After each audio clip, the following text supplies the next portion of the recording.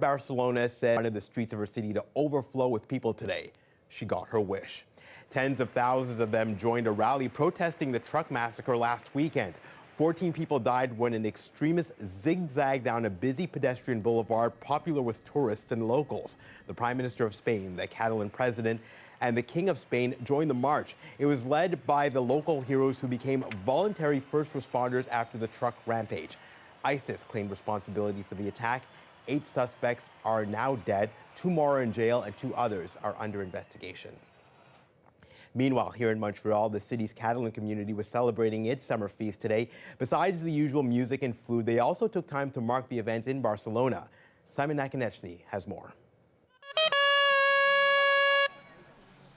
By banding together, those building a castell, or castle, create a firm base for those above to stand on. The practice started in the 18th century and has become a living symbol of Catalonia's culture. Today, this pillar of strength took on an added meaning. The community had organized this get-together long before last Thursday's attacks in Barcelona. Coincidentally, it happened as thousands marched in the streets of the Catalan capital. And while the Montreal Assembly was much smaller, it was no less meaningful to those who came. And we need some Catalan warm events. You know, when we found out about the attacks, we were just shopping in Chicago and it was a bit weird. We felt really far away, and when we found out there was this event here, just the day we were here, we thought it was a great idea. Investigators think the suspects in last week's attacks were part of a terrorist cell radicalized by a Moroccan imam.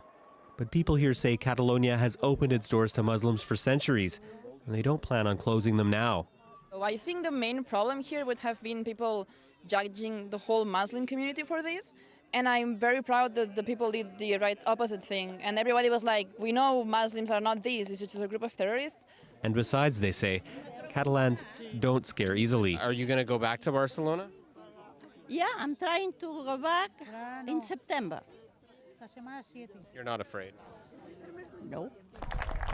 Whether it's their hometown or a place they grew to love as tourists, people here are united in the message of no tinc por, I'm not afraid. And they're confident the Barcelona they know won't buckle in the face of terrorism. Simon Nakonechny, CBC News, Montreal. City officials are responding